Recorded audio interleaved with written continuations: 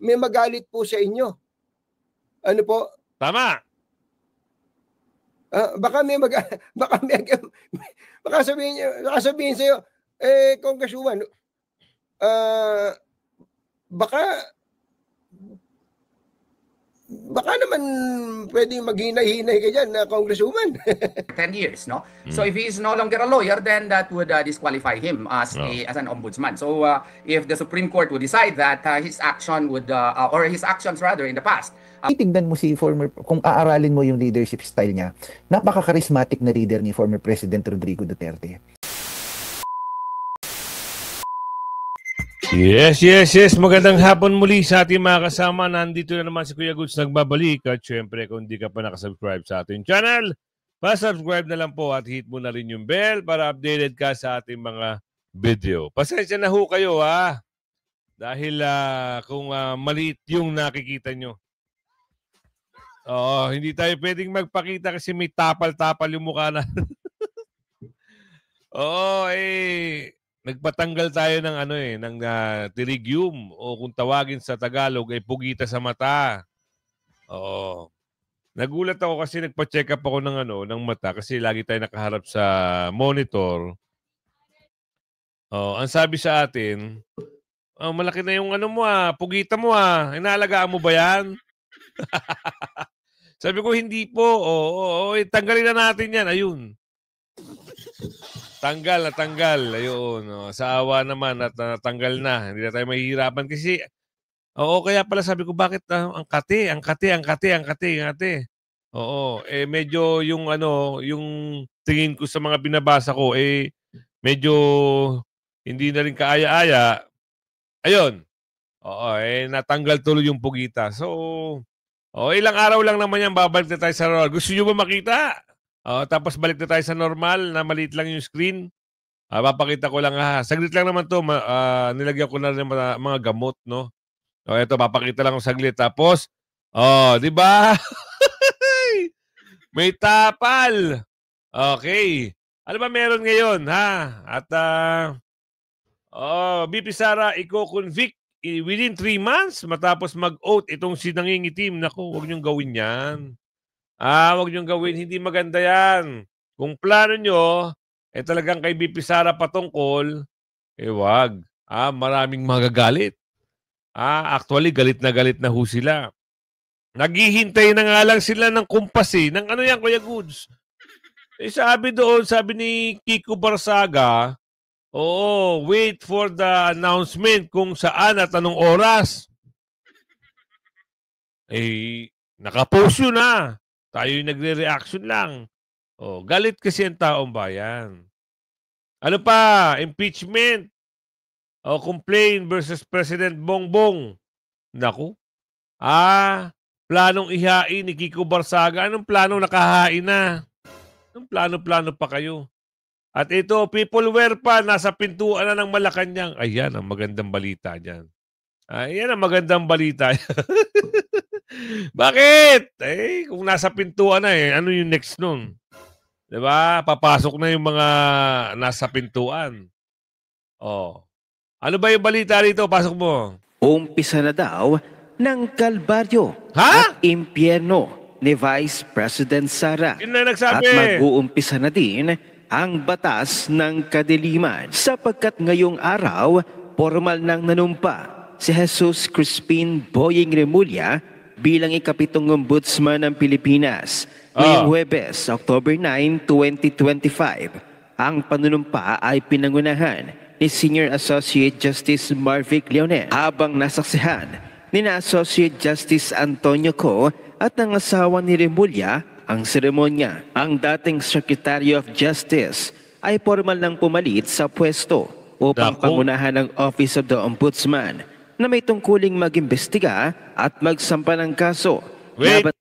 Ang tigas ng ulo nyo. Di ba sabi ni Ombudsman Martires, pwede lang kayo mag-imbestiga?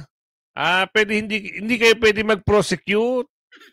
Bakit ba pinipilit nyo sa taong bayan na pwede kayo mag-prosecute? Saan nyo ba nabasang libro yan?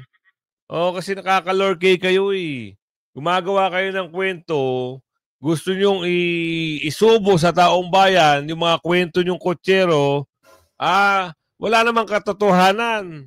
Eh kung magdidebate kayo ni Ombudsman Martires, sigurado mapapahiya ka eh. Oh, di ba? Sinabi na yun eh. Paulit-ulit na lang tayo. O, sa bagay, yung ruler nga, pwede raw i-bin eh. O, dyan na sila nagsisimula. Sa bin, ang yabang pa ng mama. Parang ruler daw yan. Parang ganito lang yan daw yan. Ben ba? Wow. Galingan nyo pa ng gusto para pagdating ng yung pakpak ng agila at dadagit na, kayo yung mauunang madagit. Di ba? Ayaw namin ng hipokrito. Yan ang sabi dito. Nino, alam nyo ba kung sino yung mga nagbabalitaktakan patungkol dyan sa mga usapin? Na ano? Sino ba yung mahilig dyan na hindi raw siya, wala daw insertion sa kanyang panunungkulan? Sinabi na nga dito eh. Di ba? Ang lahat ng senador may insertion. Hindi dapat lang gawin mo sa tama. Sino nagsabi niyan? Si Senator JP, di ba? Pinaliwanag niya doon, lahat ng senador may insertion. Kung ginawa mo sa mali, mali talaga. Di ba? Kung sa tama mo ginawa, mas maganda. Ngayon, namumblema siya. Minsan, meron pa nga artista na nakisawsaw eh. Sabi ni Aling Ledesma, dito sa artista na to, wala na daw karir. Nagpapasikat daw di umano. Sino kayo artista na yun? Napanood nyo ba yung eksena ng babae, nagtatalak-talak? At bibili daw kunwari ng kasi may negosyo to si Katunying na parang tinapayan. Bibili daw sana siya ng fake news. Anak na tipakalong, nakisawsaw, hindi naman siya kasali. Kilala, i-type nyo sa comment section o kilala nyo yan. Katunying, ano yung ayaw namin ng hipokrito? Tapos das, dilaymlay. Ang nakalagay, pangalan, delaylay. Pasok. Ayaw nila ng ipokrito. Bakit daw? Teka, ano ba ibig sabihin ng ipokrito? Ano ba ibig sabihin ng ipokrito? Ano daw? Tanungin nga natin tong si Gagel. Yan.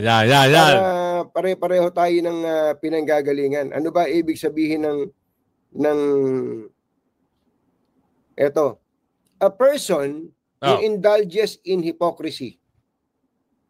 Ano po? Ang sabi dito, the story tells of respectable men who turns out to be a cheat and hypocrite. So, ito po palang ibig sabihin ng hipokrito, pinalilitaw na siya kagalang-galang. Nung pala siya hindi naman totoong kagalang-galang. Natumbok na. Si Katunying, sino yan? Pangalanan na. Siya ba yung Saba Queen? Siya ba yung Virus Queen? Sino kaya siya? Blind item ito Pero kung alam ng ating kababayan, i-type nyo sa comment section kung sino yung napapatungkulan dito. Kasi, nagmamalinis eh. Feeling niya, wala siyang bantot. Ngayon, ayan, naglabasan ng baho. Ano nangyari? Tuloy. Mandaraya! Ano po, mga kababayan? Mandaraya! Yung sinasabi niyang siya'y matuwid, pero hindi naman pala. Tama. Yung sinasabi niyang sila'y malinis, pero hindi naman pala. Yan. Sinasabi niyang siya ay tumutulig sa mga mali. Hindi naman pala. Hindi rin naman pala siya tama. Tama. Hindi po ba mga magulang at mga Kaya sang-ayon ako sa sinabi ni Congresswoman Laila de Lima. Na ano? Opo. Sang-ayon ka, Katunying, na ano? Na ito ay pumapatungkol doon sa isang babae? Ganun ba yun? Nagtatanong lang ho, Congresswoman Laila de Lima, tama po kayo. Kaya lang ang tanong ko, Congresswoman Laila de Lima, para kanino po ba? Yun, sabi ko sa inyo eh. Para kanino po ba? Hindi po ba? Baka naman meron kayong pinatatamaan dyan, Madam Madam Congresswoman. Meron ka, baka naman may tamaan kayo dyan sa sinasabi nyo. Yan. May magalit po sa inyo. Ano po? Tama. Baka sabihin sa'yo, Congresswoman, baka naman pwedeng maghinay-hinay ka dyan na Congresswoman. Baka tinatamaan mo tayo. Baka sabihin mo sa inyo. Pwede. Anyway, ba't ba napunta ako? Akala nyo na kung sino yung pahaging. Ito ay walang patungkol, pero may pahaging, di ba, Katunying, no? Kaya nga sabi, magaling ang tao makata. Magaling magsalita ang tao magaling. Pero kung hindi ka magaling magsalita, alam mo na, ang mga mali. Hindi mo bibitawang salita kapag may mali. Ito, nagbibitaw siya ng mga pahaging. Kahit ako, nararamdaman ko kung sino yung patungkol dito eh. Diba? Ito ay patungkol doon sa babae na nagmamalinis, na akala mo magaling, yung pala, kalat na kalat ng baho. Sino siya? Sino siya? Type nyo sa comment section. Malalaman nyo kung sino siya. Tuloy. Medyo natuwa lang po ako. Tapos, babalik ko lang po ito. Naku! We stand with Senator Risa. Alam ko po kung ano yung tinutukoy nila na we stand with Senator Risa. Ano po, mga kababayan? Ang tanong, dudugtong ko na rin ang isa namang pahayag mula po kay Senator Congresswoman Laila De Lima. Ano daw yun? Ang sabi po ni Senator Laila De Lima, kung ba't sinabi niyang we stand with Senator Risa, ganito. Hindi siya korap. At hindi siya magnanakaw. Ako naman din hindi daw siya korap. Katunying, at ano raw? Yun din ang tingin ko kay Senator Risa Hindi siya korap at hindi siya magnanakaw. Yan po ang sabi niya. Tuloy. Kung alam nyo ang sagot niya sa katanungan na yan, kayo na bahalang mag-comment. Andyan lang ang comment section. Pero ako, hindi rin ako naniniwala na basta ang pinaniniwalaan ko, may insertion. Hindi lang natin alam kung saan nilagay yung insertion. Kung sa tama ba o sa mali. Kaya, kailangan nakasubaybay ka sa mga gantong sitwasyon gantong balita.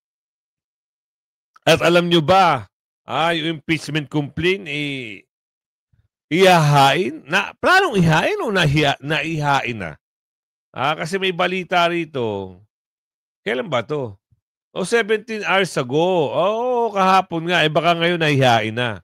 Pasok.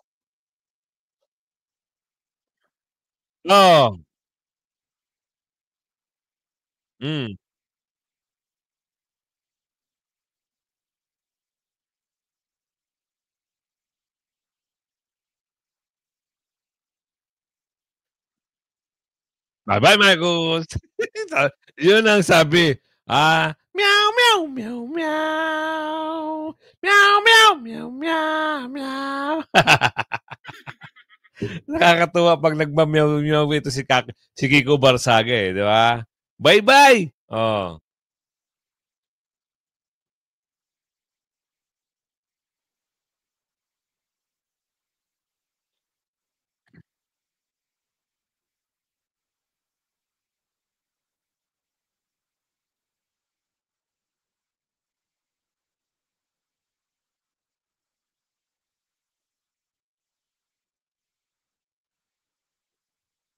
Nako, Dismiyo Marimar.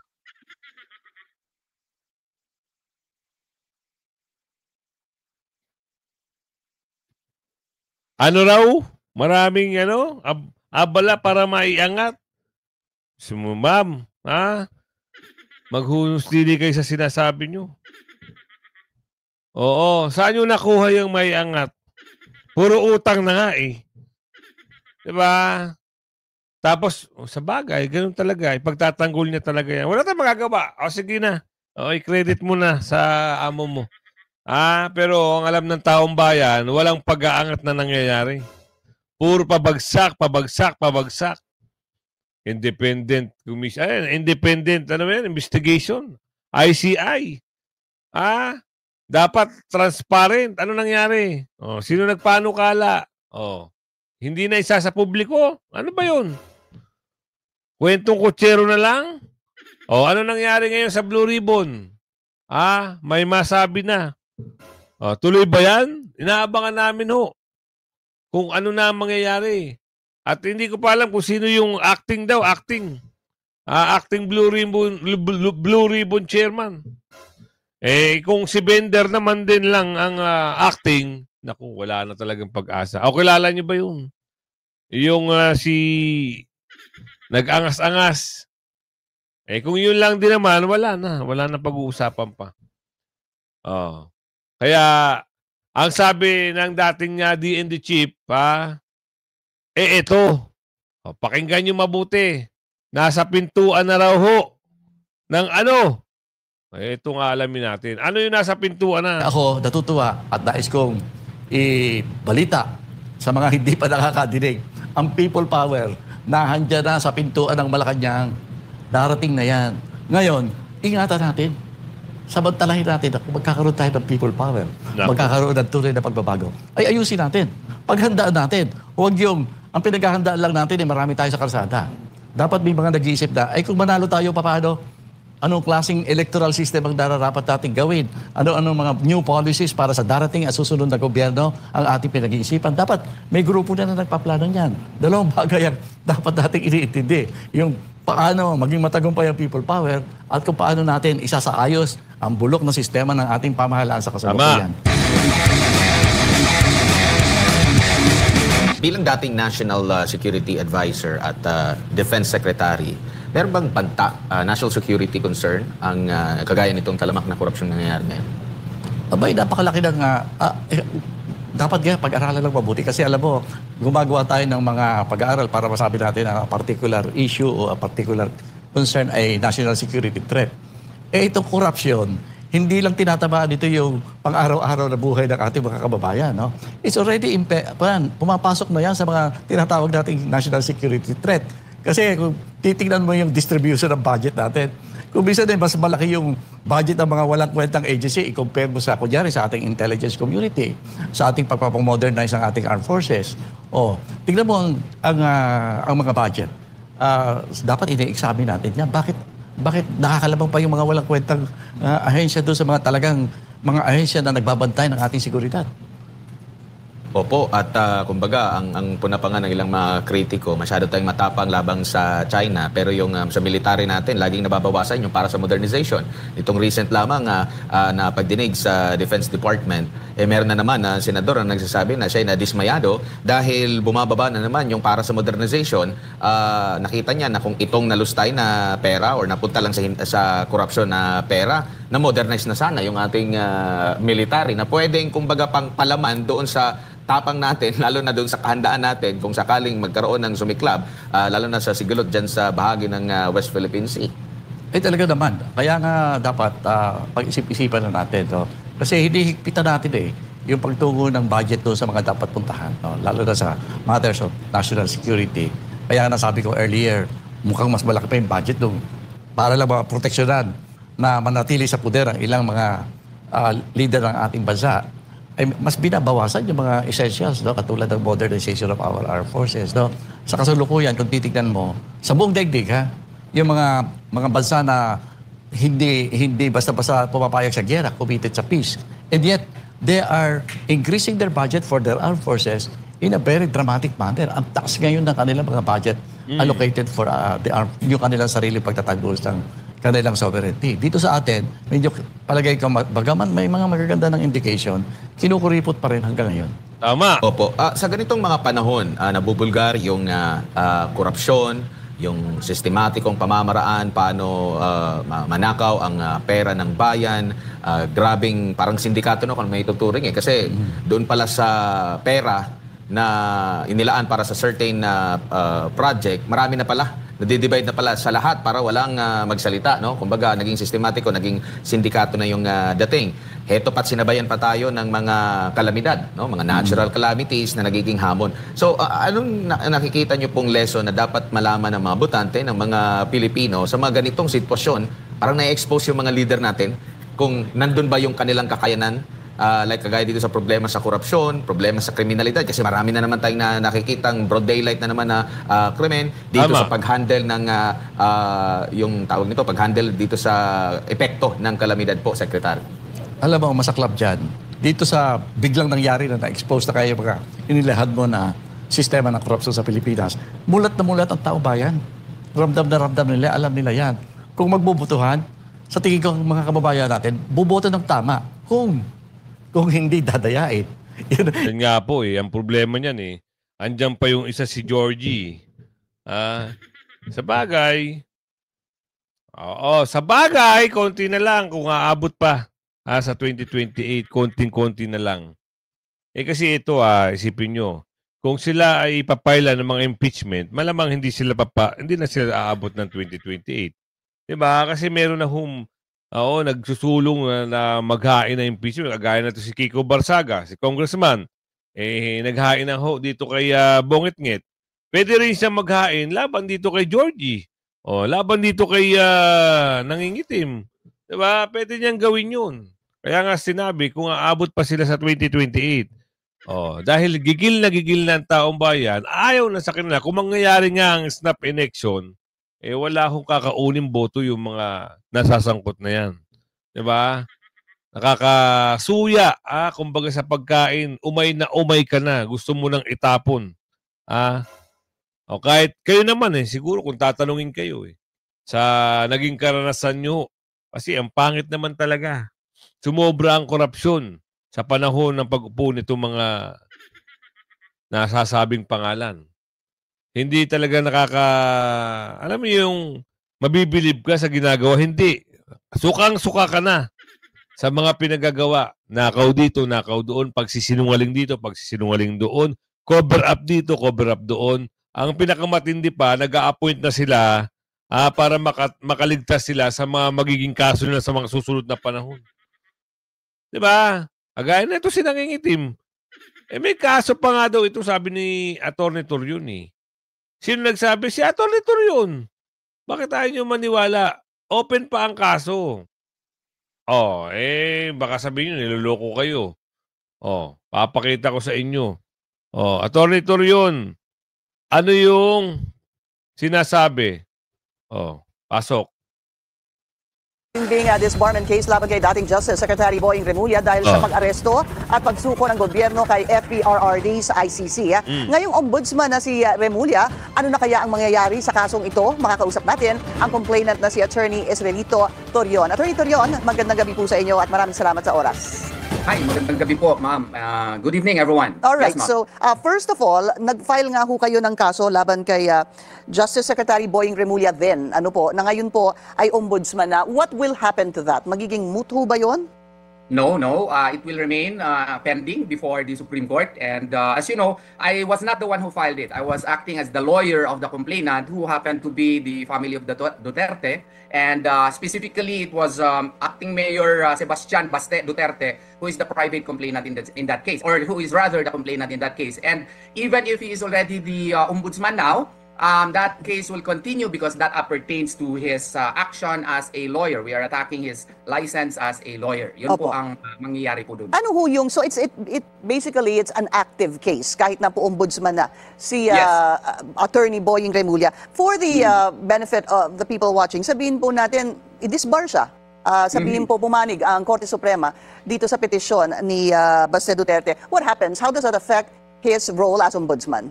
Well, if you will check Section 8 of Article 11 of the 1987 Constitution, one of the requirements is that he must be a member of the Philippine Bar and that he must have been in the practice of law for 10 years. No? So if he is no longer a lawyer, then that would disqualify him as an ombudsman. So if the Supreme Court would decide that his action would, or his actions rather in the past, I would not comment on the specifics of it because it is, what you call this, confidential in nature, but I'm just discussing the effects or consequence if he would be disbarred, then he would no longer qualify as an ombudsman because it is a continuing requirement. But what we will actually do, subject to the order of our client or request of our client, and supposedly tonight we have a meeting, but it was moved tomorrow. We will still question his appointment as an ombudsman. There is a quarrel as to whether or not it is a petition for quo warranto or certiorari. We will decide that by tomorrow, and we will definitely file that petition before the Supreme Court. Ano ho yung basihan ng posibleng quo warranto o certiorari laban dito sa pagtalaga? Quo warranto may not be the proper remedy to my mind. No? Of course, that is subject also to a discussion with my fellow lawyers who are handling the case. Because under Rule 66 of the Rules of Court, specifically Section 1 thereof, it mandates that it will be the Office of the Solicitor General who should file the same. Or if not, it would be under Section 5, the person who has a clear legal right of the position. But I don't expect anyone who was not appointed, which was included in the list, short list, there were 7. I don't think any of the 6 would be willing to file that petition for quo warranto. And I don't think that the Solicitor General likewise under Rule 66 would file that petition. So we have another option. And I believe that under Article 8, Section 1 of the 1987 Constitution, a petition for certiorari may be appropriate in questioning his being shortlisted by the Judicial and Bar Council. Yeah. So, nakakapagtaka eh. Ang bilis ng mga pangyayari eh. 'Di ba? Sabi ng JBC, wala pa. 'Di ba? Wala pang mga pangalang ilalabas. Pero automatic na Hindi na pinaabot ng kinabukasan, hapon pa lang. Lumabas na yung balita na in-appoint na. Sino ba hindi manggigigil? At saka sabi pa ni Atty. Torion, hindi naman pala ito nag-practice ng ganung katagal. Oo. Disqualified ang magiging nito kung Supreme Court, ano ba? Kilos-kilos, ha? Huwag kayo magpasindak, ha? Huwag kayo magpadala. Gawin nyo kung ano yung nararapat dahil pagdating naman ng dulo, ang katotohanan na magwawagi, Kaya mahal na mahal ng taong bayan itong si Tatay Digong noon hanggang ngayon. Diba? Kasi kung karisma lang ang pag-uusapan, wala ng presidente pa na mas gagaling dito. So na-experience natin, ito yung pinaka-the best para sa akin na. Ewan ko sa inyo kung sinong presidente yung pinaka-the best sa inyo. Halos lahat ng mga dumaang presidente, dito lang ako natuwa at nasiyahan. Ano ba yan? Ano ba meron dyan? Napaka-charismatic na leader, si Tatay Digong. Kwento mo. Susuriin natin yung kanyang governance, yung sa 6 na taon. Napakakulang sapagkat hindi sapat yung 6 na taon sa lalim at bigat ng problema ng ating bansa. Tama. Yung isang bagay na hindi masabi natin na yung confidence at saka yung trust rating ni former President Rodrigo Duterte ay hindi nga yung term na magiba o matibag. Una, yung karisma ni former President Rodrigo Duterte. Kung titignan mo kung aaralin mo yung leadership style niya, napaka-charismatic na leader ni former President Rodrigo Duterte.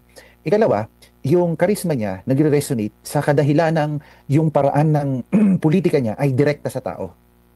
Man of the people si former President Rodrigo Duterte. Kitang-kita ito sa paraan ng pakikitungo niya, paraan ng pagsasalita niya, Tagalog, common na people yung kanyang audience at nakaka-capture niya ito. Third, yung walang pagbabalat kayo sa parte ni former President Rodrigo Duterte. Madaling maka-identify sa kanya yung mga tao sa kadahilanang kumakain siya sa karinderya, yung pamumuhay niya pagkatapos niya maging presidente, payak. Napakasimple, yung kinakain niya sa palasyo ay kitang-kita mo rin din dun sa klase ng hinihahain na isda, gulay. Maririnig natin tong ganitong kwento at makikita natin. Lahat ito naka-identify at naka-relate yung tao kung kaya madaling malakas ang pundasyon niya dito.